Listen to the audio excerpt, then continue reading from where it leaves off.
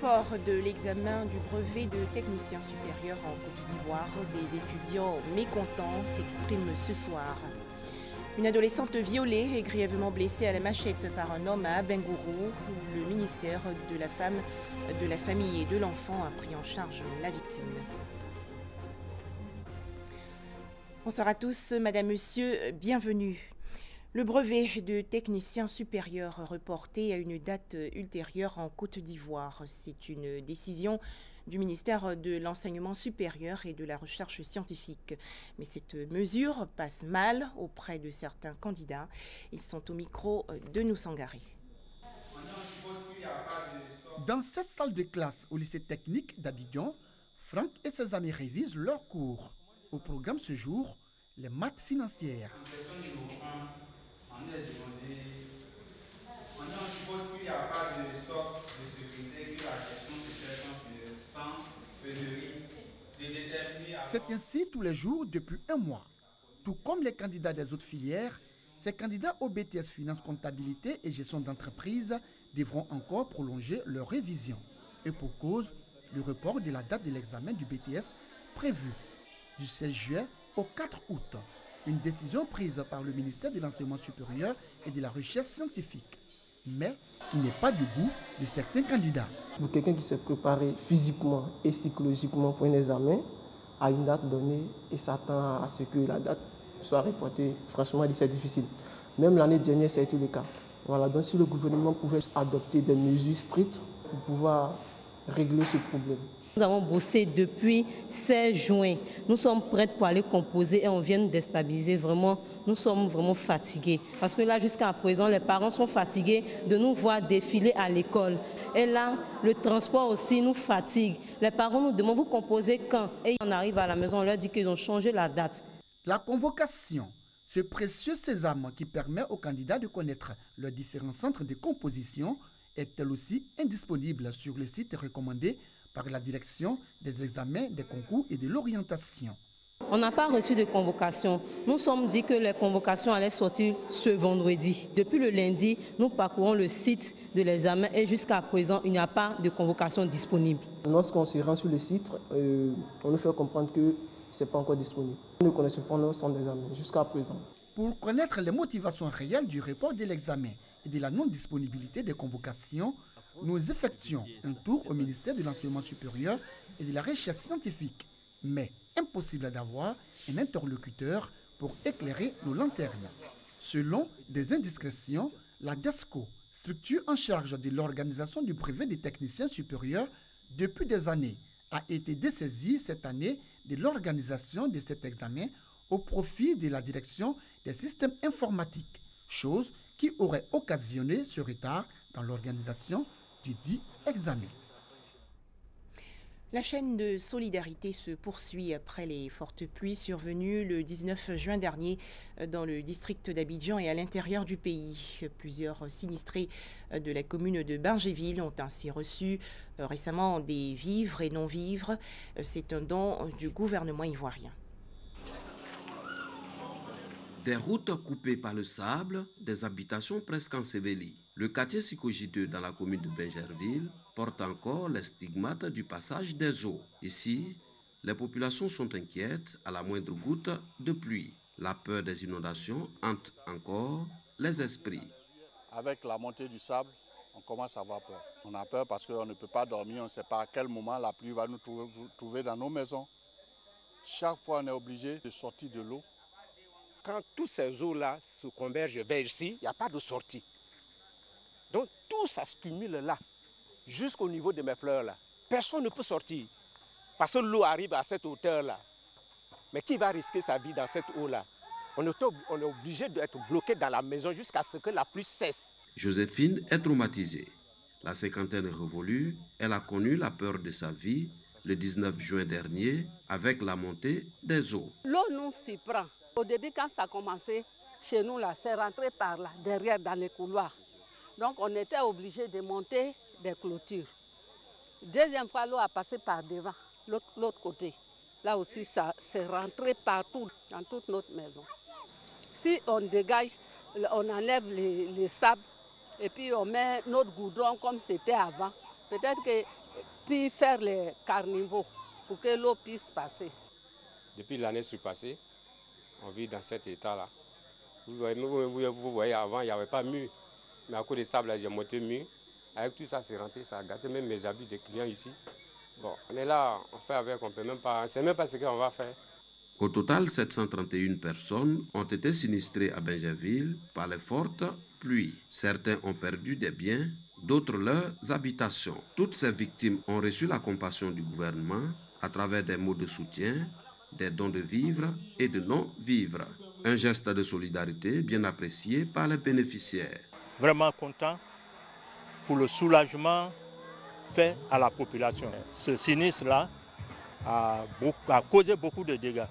Elle a été solidaire, franchement, à notre égard. Les mots me manquent. Dans ces circonstances-là, franchement, les mots me manquent. 18 millions de francs CFA, c'est la valeur de ce don.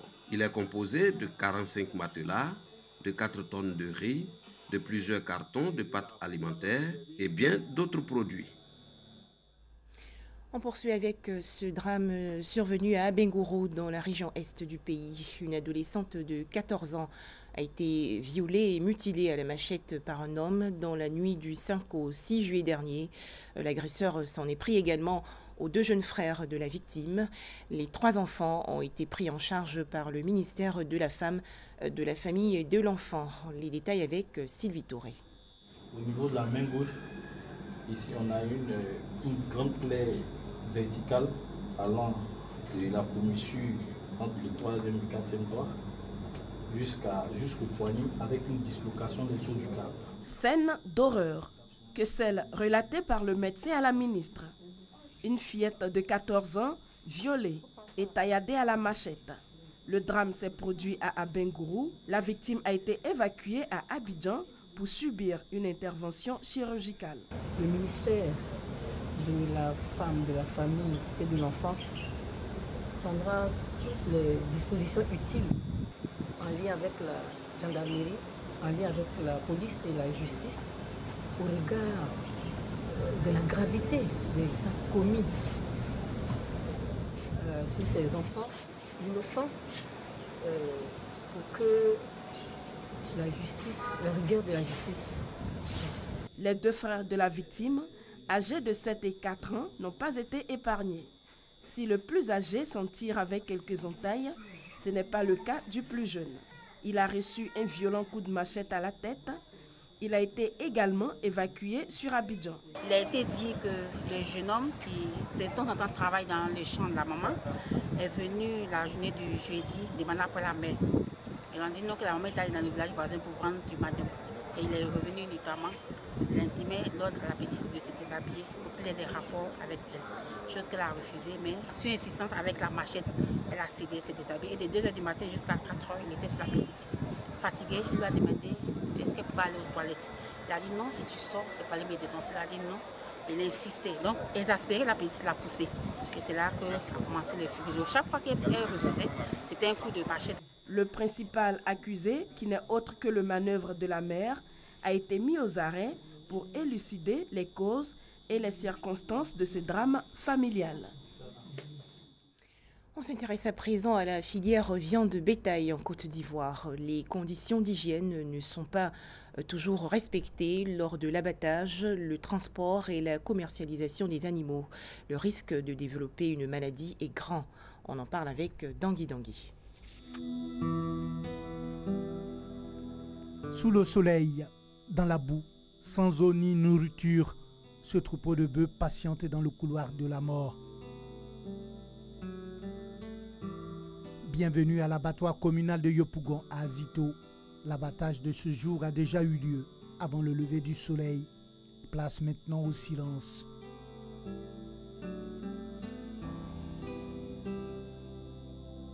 Les carcasses des animaux abattus ici sont sur les marchés de la commune, notamment au marché Bagnon, non loin de l'abattoir, où se bousculent les clients.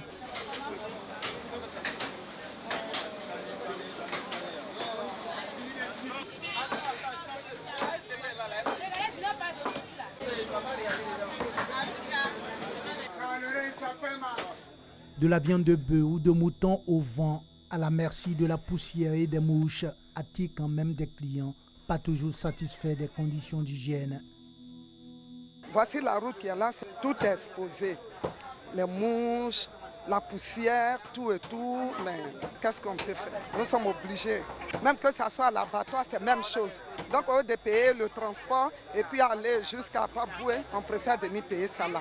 Mais vraiment, si on pouvait faire mieux que ça, ça allait aussi nous Par exemple, dans les grandes surfaces, dans les supermarchés, vous voyez les congélateurs dans lesquels les viandes sont placées. Dans ces conditions, au moins, on voit qu'il y a de l'hygiène, mais ici, ce n'est pas le cas. Scène bien connue de commercialisation de viande sur les marchés dans des conditions d'hygiène sommaires.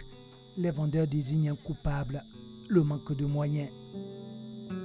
Prendre les viandes dans les véhicules, pour envoyer. On prend les papiers pour utiliser les viandes, on met les pots en haut et puis on envoie les viandes dans le marché. Nous-mêmes, on veut arranger le système pour que la viande ne soit pas exposée comme ça. Voilà. C'est les moyens qui nous manquent. Pour encadrer bien la viande, ce qu'on fait en France, tu vois, dans les vitrines, voilà. Sans la poussière, sans la chaleur, voilà, ça peut passer. Les conditions de commercialisation et de transport de la viande sur la plupart des marchés ne respectent pas toujours les règles d'hygiène selon des consommateurs. Une situation qui représente une menace pour leur santé. Toujours en Côte d'Ivoire, la liste électorale provisoire est désormais disponible. Annonce faite par la Commission électorale indépendante. À noter que plus de 6 millions d'Ivoiriens sont inscrits sur ce listing. Pour l'heure, elle est disponible sur le site internet de la Commission électorale indépendante www.cei-6ci.org. Elle le sera dans les jours prochains dans les centres d'enrôlement. Cette liste provisoire comporte 6 595 899 inscrits, dont 50,91% d'hommes et 49,09% de femmes. On enregistre 885 971 nouveaux inscrits par rapport à la liste de 2016. Ils ont été enrôlés lors de la dernière opération tenue du 18 au 25 juin dernier. Le 25 juillet prochain s'ouvrent les réclamations. Les populations auront jusqu'au 31 juillet inclus pour vérifier leur inscription et l'exactitude des mentions les concernant. Elles peuvent aussi dénoncer les éventuels cas de fraude constatés sur le fichier. Après analyse des différentes réclamations, la CEI procédera à l'affichage de la liste électorale définitive les 1er et 2 août prochains. C'était un commentaire de Dangui Dangui. L'Éthiopie et l'Érythrée ont enfin fait la paix. Après 2 décennies de conflits, ces 2 pays voisins ont signé un accord. Cette signature fait suite à un sommet historique. Addis Abeba et Asmara ont ainsi renoué les relations diplomatiques en rouvrant leurs ambassades respectives. Nous ne laisserons personne gâcher notre amitié et notre accord. Personne ne va affecter la paix et le développement. Propos tenus par le président érythréen. Isaias Afwerki a voulu ainsi marquer son engagement pour la paix. L'islamiste algérien Djamel Begal, encore devant la justice, le mentor des auteurs des attentats de janvier 2015 à Paris, a été expulsé hier vers l'Algérie. Djamel Begal, 52 ans, sera rejugé par la justice algérienne qui l'a condamné par contumace en 2003 à 20 ans de prison pour appartenance à un groupe terroriste. Et c'est la fin de ce journal. Très bonne suite des programmes sur RTI2.